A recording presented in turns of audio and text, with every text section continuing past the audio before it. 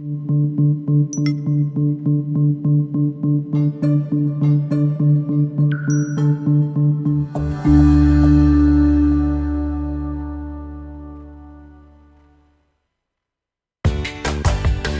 to our podcast, Doing It Right. This podcast reveals authentic stories from successful leaders doing it right. It's about their journey to become a leader, their choices, motivations, and lessons. In essence, how they built successful personal brands. Your host is Valerie Sokolosky, author of 8 leadership books and nationally known as an authority on executive presence and personal branding. Let's get started.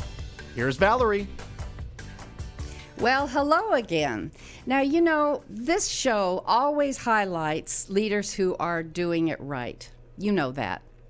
Well, our guest today is Nancy Vish, a woman who is doing so many things so right in her role as president and chief nursing officer at Baylor Scott and White Heart and Vascular Hospital.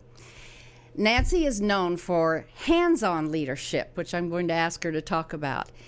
And she's has this prestigious role while staying really humble.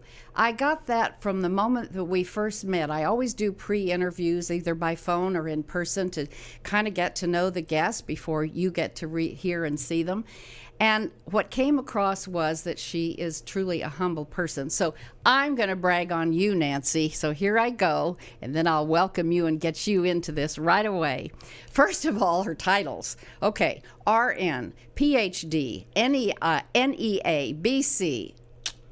That's a lot.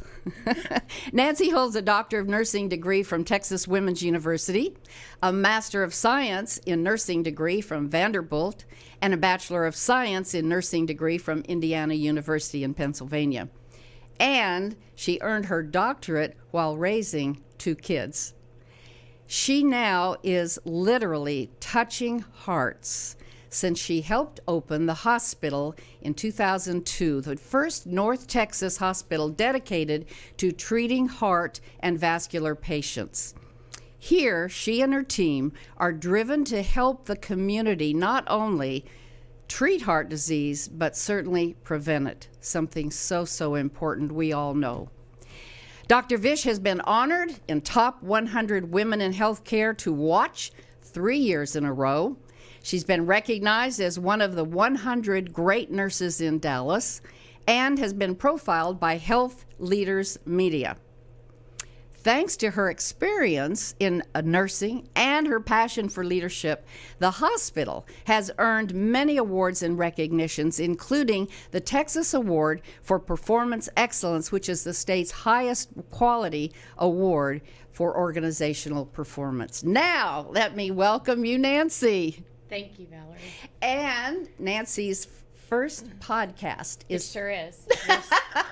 Yes. And I did tell her, I said, Nancy, just, we're just going to chat, and you're going to forget that any camera is on, so that's my promise to you. All righty. I want to start by asking you some things about this hands-on leadership and the culture that you have inspired and are leading at the hospital. So what is hands-on leadership? Well, I would say hands-on leadership is really understanding and knowing your team, the leadership team that's there supporting you and partnering with you. I also believe it is being very integrated in the culture of the organization through visibility, as well as clearly communicating expectations and what we do expect from the culture, as well as the outcomes of the organization. So you're known for culture. What is your culture? Can you describe it? Well, I would say first and foremost, it's a culture of safety and quality. Mm-hmm. Our focus is on getting to and keeping 0 defects, ensuring that we're at the highest levels of quality.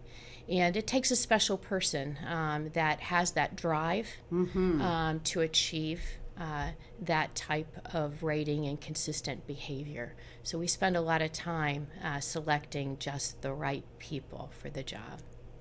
So how many are on your leadership team, Nancy? We have a little bit over 40 people on the leadership team. Wow, that's a lot. Yes. So, if I were in the industry and I heard about your wonderful culture and wanted to come to work and be under your leadership, how would I do that? How do you vet those people you just described? It's a fairly extensive process. Is it? And yes, so being part of Baylor Scott and White, we do have the normal vetting process that's through recruitment, and so you do your application, you go through your normal application process. The But- HR stuff. Correct. So, but we do set some guidelines on the types of degrees that we're looking for, the places that people get their degrees. Really? That yes. matters. Yes, Okay. I believe that that's very important. We also set expectations for GPA. So that we know that they have had the capability of achieving a higher GPA in school. Once that has happened, we'll do a phone interview, and then we bring the applicant, assuming they've passed all of those marks. Wow. We bring them in. We do encourage them to look on our website for a little bit about the culture, the types of outcomes that we have, so that they have a feel of what to expect and what we expect. And then once they're on site is the time that we're clearly communicating our expectations and answering their questions that they have for a place of employment. So I often call it a speed date to a work marriage. We have multiple interviews for the applicants. So we generally tell them plan to be with us for about 6 hours. 6 hours. Now, how far previous to that, what was the process timeline before they got to this opportunity for another 6 hours? That may vary based on the applicant's ability to be on a conference call and do a pre-interview screening. But generally, we hope that would be within, a week of an application or two. So the leader interviews the applicant, and then we have members of the leadership team as another round interview the applicant, and these are all about assessing character In a group? These are group. in a group? And Okay. then the third interview, and sometimes it goes to a fourth interview, is with their peers. And so we train key team members on interviewing skills and the expectations, and so they participate in providing feedback to us on if that person would be a good cultural fit and their experience, that they feel that is somebody that they would welcome to the team. So that sounds awesome and rigorous. It is. How do you really vet character? How do you know? Well, we ask a lot of questions about the individual's Like what? history, their work history. Tell us a little bit about work history if you have it, school, experiences in school. And we focus on their perspective of working with other people, difficult situations, great situations. One of my favorite questions to ask is to ask them, how would somebody describe you? And I will ask them to give me one adjective, and I'll pick about 5 or 6 different viewpoints that somebody may have of a person.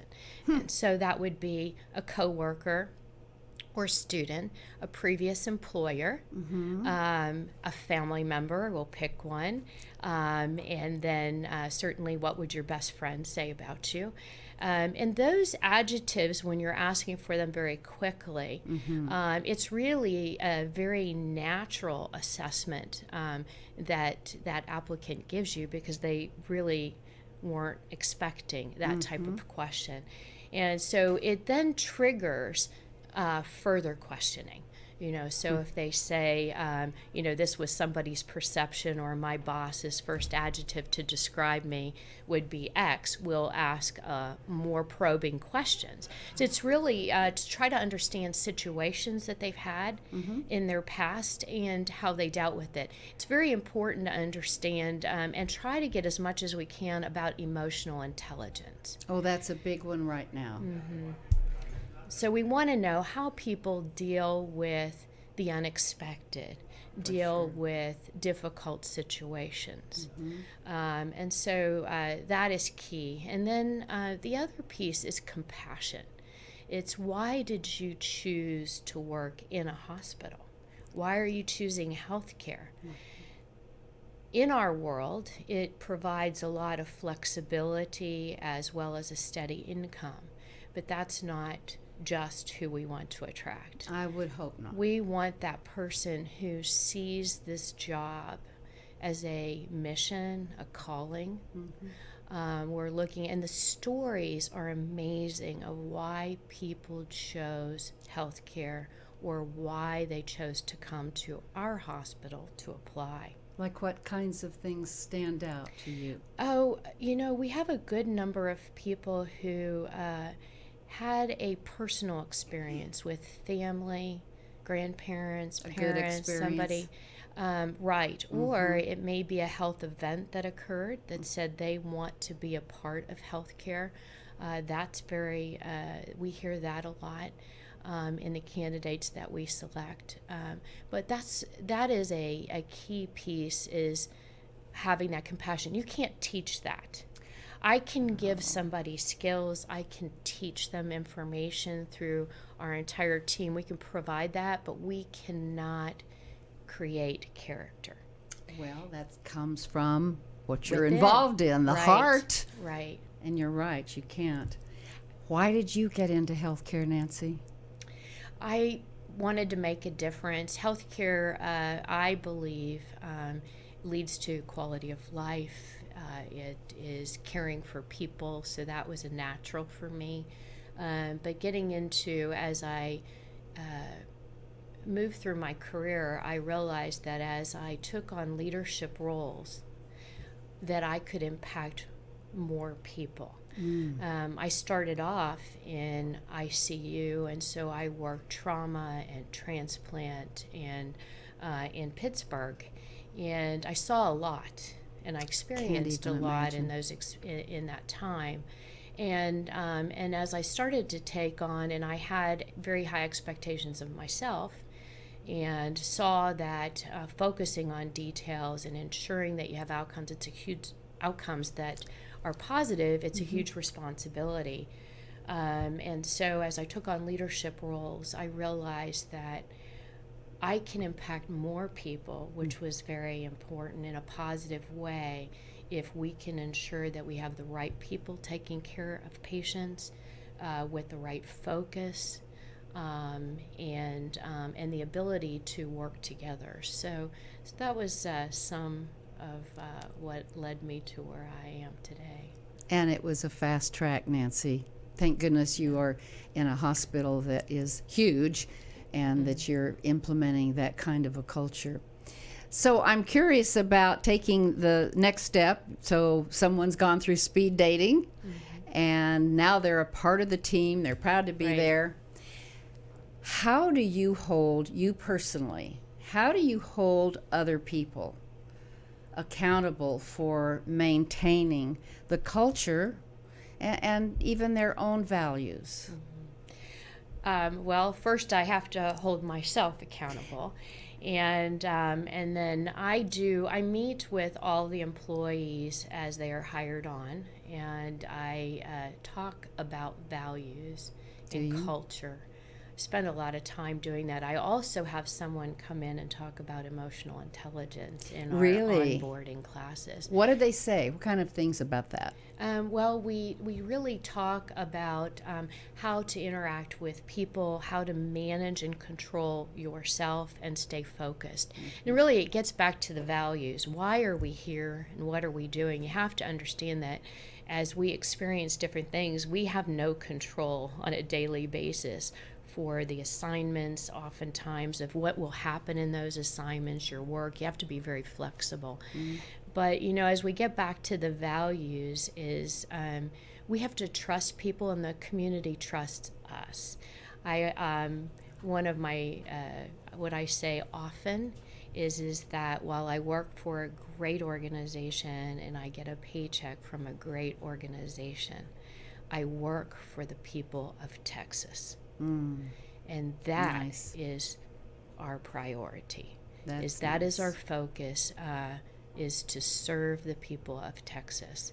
And that we have to do what's right no matter who is looking. So, of course, we talk about integrity. But we talk about it takes a lot of strength to always do the right thing. And so you have to hold yourself accountable and you have to hold others accountable.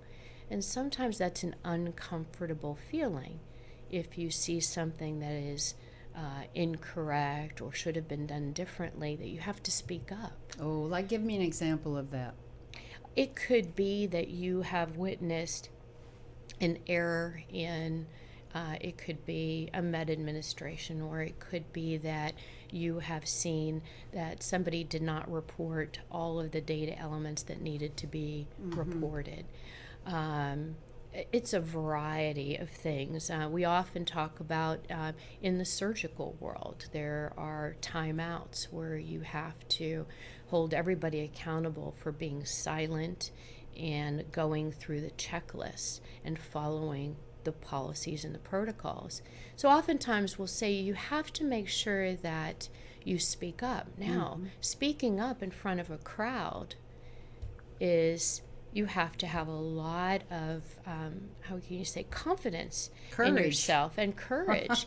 And so that's where we focus on. You have to make sure that ego doesn't come between you and the patient, what's right. And ego is what we mean is, and we refer to as fearfulness or embarrassment or worry about being thought of differently by a group. Those are all those emotions and feelings that can occur, and that could lead to a safety issue. Right. And so we talk about that frequently in many, many meetings to make sure that we stay grounded on our values. The other thing is making sure that people understand you have to nurture your knowledge base and stay up with what's going on. It's a constant education for yourself, and you have to invest in yourself. That you also have to fill your tank up so that you have the energy to give back. That's a big one. If your tank's not full, you can't have that caring nature and that energy on a daily basis. Many of the things, Nancy, that you're talking about are true in any kind of a company. Filling the tank is a big one. It sure is. So, okay, now I'm living my values and I'm happy at where we're working. One of the things that I know you're so known for is valuing feedback. And from experience, what I find is that in large organizations, you have over 500 people that work there. I find that often in large organizations, people are, how will I say, they're not given an opportunity really to give feedback. They may send a piece of paper around or a survey monkey or something like that, but the way you ask for feedback is directly related to the kind of feedback someone's going to give, meaning, if I really say what I really think, I'm going to suffer the consequences. So how do you do that effectively? Right. Well, when the new employees come, and particularly when they've had a work history at other places, I always say you have to be very aware if you're coming here with work PTSD. And that means that you've been in another place that if you spoke up, you were punished or you felt that you were treated differently. I was raised to speak up. I was raised to give my opinion. and we have chosen to raise our children in the same way. But in orientation and onboarding, we talk about how have you been raised, because people have to be aware of their backgrounds. Their backgrounds may have led them through their parents. I'm the parent, you're the child. Do what I say. Yes. You could have ended up having coaches do the same thing. There sometimes is in homes, families, I'm older than you, I know more. I'm more educated than you, I know more. All of those can lead to influencers in how you may act and react with somebody. You may choose not to say something or speak up. So we want to make sure that people understand that transparency is important, and that I often say you are the CEO of your own life. I like You're that. sitting in front of me with a history. You have made decisions. People have had second careers. It's amazing. You have parents who have raised successful children in that room. And so we value what you can bring to the table, and we want you to share your viewpoint of what you see, because we're not doing everything perfectly, and there are always better ways to do things. So we created, many years ago, the stupid list. The stupid list. The stupid list. And so I use the word stupid because oftentimes we say to our children, don't say that word. So it kind of takes, people will often laugh. But it also allows us to be vulnerable. We do things that are stupid.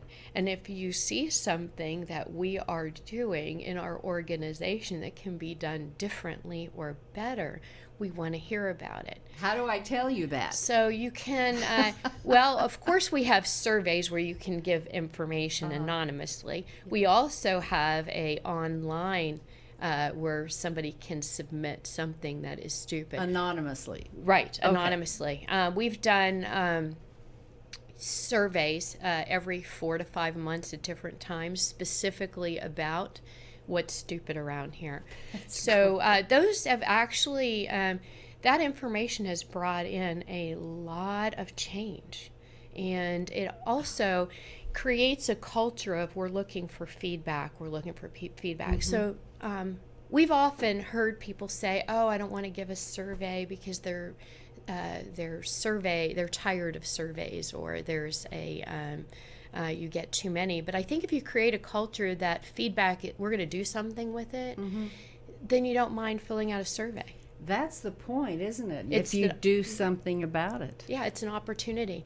Now, the work begins once we start to get that information, because we have a very rigorous process of getting that feedback and creating spreadsheets and action items. Oh, boy. Of what are the items, what are we going to do about it, and then we use a green, yellow, red, meaning red, it came in, it's a problem. Yellow, we're working on it, and then green, it's completed. And then whether we choose to audit it or need to audit it after it's completed. So we try to keep it visual, and For everyone to see, Nancy? Yes. So this is put so, out there vulnerably. Right. So we do our people surveys, so it can come in through the structured process. We have our stupid list, so that brings information in. And then we also have a lot of councils. And so the councils are team members that are leading through counselor leadership. And so items will come in from that venue as well, that add to the to-do list. And so it's really a culture of continuous process improvement.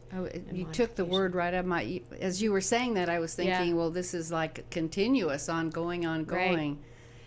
That takes time. Yeah. But Valerie, I have to tell you that when we do these surveys, whether it be the formal people survey that goes out there, or you get a stupid listing in, we have to sit our leaders down and say, okay, this takes a lot of maturity and growing.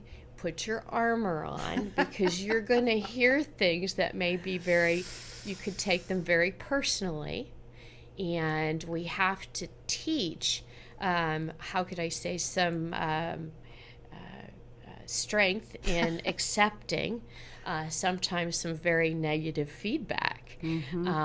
But we often remind people is if it's in paper, they're already talking about it. You just haven't heard about it. That's so true. So, Yes. so if you keep that in mind, you would rather know about it than everybody else talking about it. So whether it's personal or it's about how a unit is run or whether a process needs to be different, we need to learn to welcome that. But you don't just start off as a leader and have that resilience about you.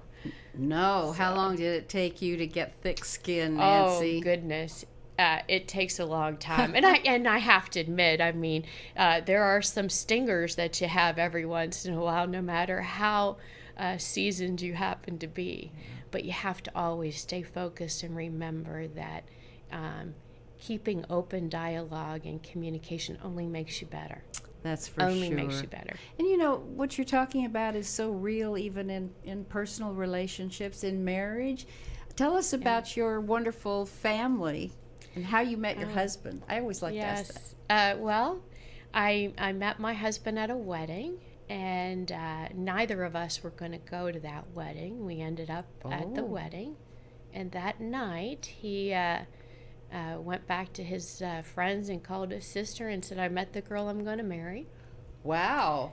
So anyway, we went on a date shortly after we'd been talking a little bit, and he asked me what I thought it would be like to be the wife of an officer. He was a pilot in the Army.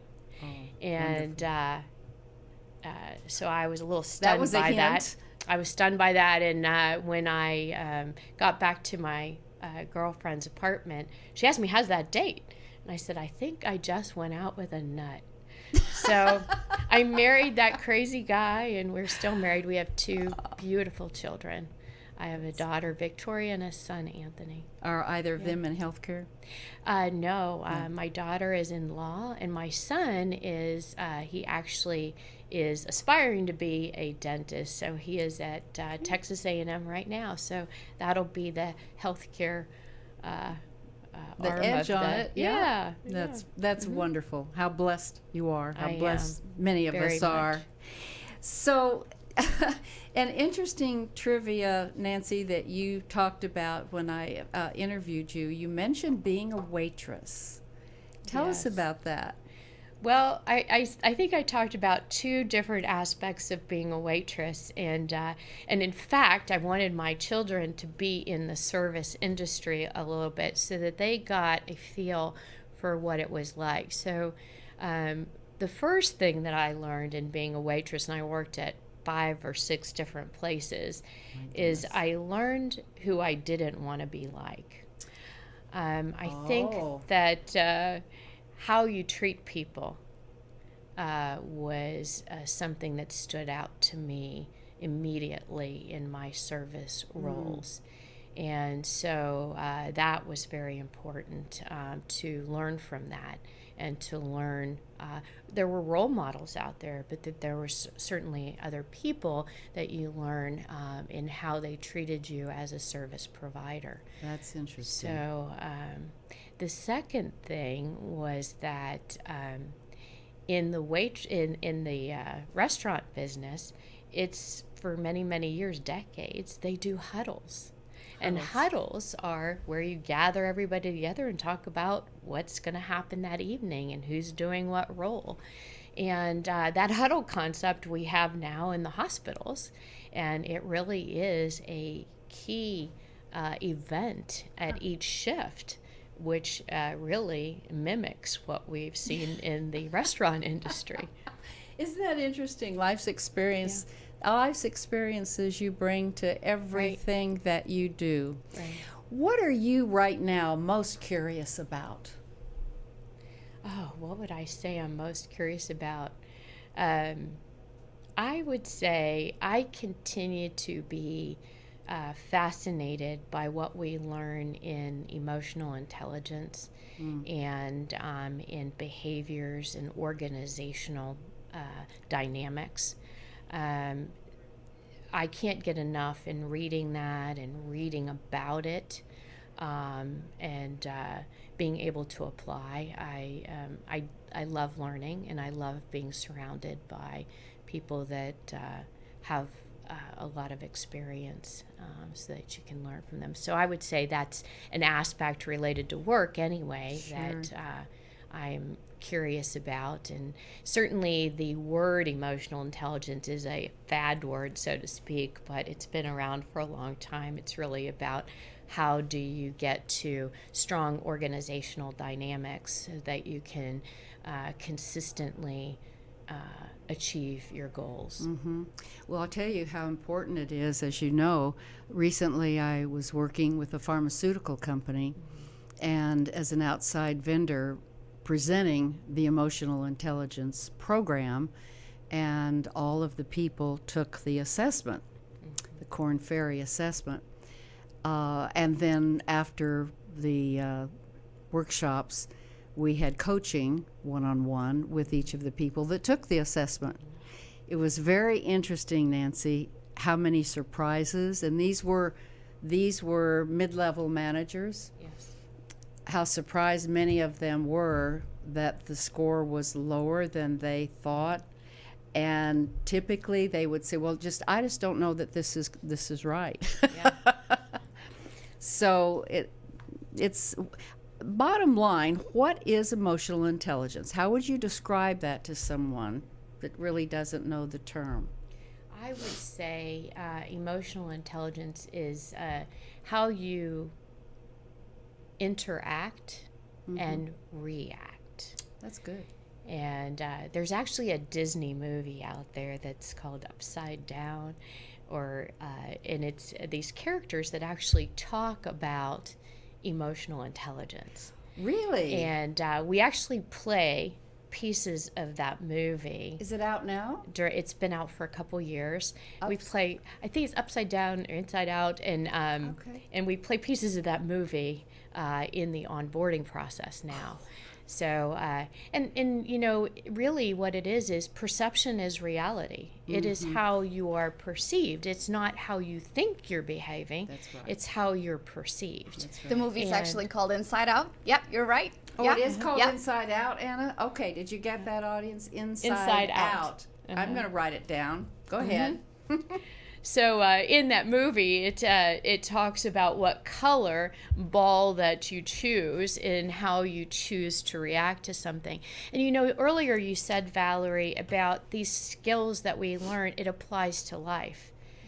And we try to emphasize that it's not about just the expectations in the hospital or learning something for the hospital. We hope that what we're going to gift to you is giving you a gift for life. That this truly will help you in your relationships outside the organization, as well as in your future progression in your careers and leadership.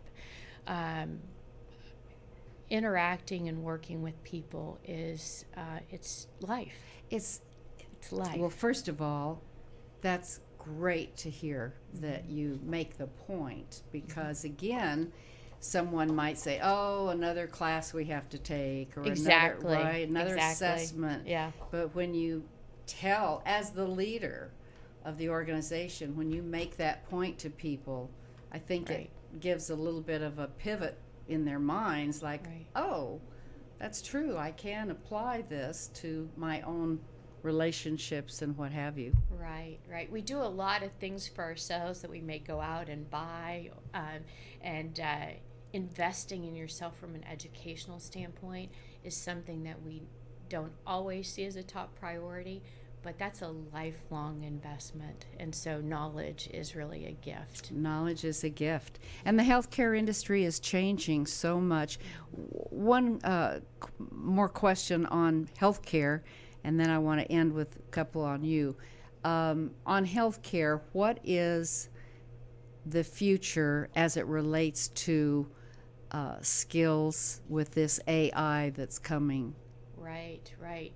I think it's going to help make us smarter and better. It doesn't Good. replace us, but AI is about, when you look at that, it's looking at patterning. And we're all about data. We do a lot of research every day. I mean, that's how medications and everything are designed, created, procedures. But there are ways that we can take information that's coming through machines, through data, to make us smarter and better and move things along faster. We've had several speakers come in to talk to us about AI, and sometimes I know outside of the healthcare industry, it worries people that you're going to be replaced. And we see it, I see it personally, as opportunity to advance us as professionals so that we can get to answers to make healthcare better, faster. It'll also help us in critical thinking to show patterning that maybe we need to act or react to a change sooner. And so I'm very excited about the future and what AI is bringing to the table. Well, we're all watching it. Yeah. Nancy, is there one book that you would recommend people read that you have just really enjoyed? I would say, I know it's probably one of the most popular books out there is Good to Great. Because Still I a good think book. people get so complacent with being good, but don't always put the effort in to get to great. I love that. And I think that's very important. And there's another book out there, it's called The Best Teams Win. And it really talks about and gives a lot of information about how you take multiple generations and backgrounds and put those people together and appreciate and use that talent to create the best team that you can possibly create. And I've enjoyed reading it. We actually do about 3 to 4 book reviews with our entire leadership team every year. Aha. And That's good. And so it kind of forces the hand to read a leadership book versus just something clinical or maybe something fun. But then we've done some creative ways where we ask the groups to come up with, in subgroups, ways to present the information that they've learned and how we can apply it to our own teams. That's So, good. I like that. Well, I think I'm going to give you another one. This one is called Do It Right. Oh. So you can do a book review on that. Wow, Valerie, How's this that is for your a own challenge? book. Thank you so much. This is great. Nancy, Great, thank you for being on the show. This has been enlightening. It's been delightful. It's wonderful, wonderful to have, first of all, a woman that has risen to the top of your industry, and also someone that is what this show is all about, which is just true authenticity. So thank you so much for Thank you so being much, with me Valerie. today. You're welcome. Thank you. And until next time, you stay authentic, live your brand, show up with presence, and come back next week when we'll have another great show. Bye for now. Thanks for listening. To receive Valerie's voice, free monthly leadership tips, and to learn more about her leadership programs and coaching, visit her website, valerieandcompany.com. Next week, we'll be here again to inspire, engage, and equip you with teachable points of view from successful leaders who have been doing it right. Until then, lead authentically.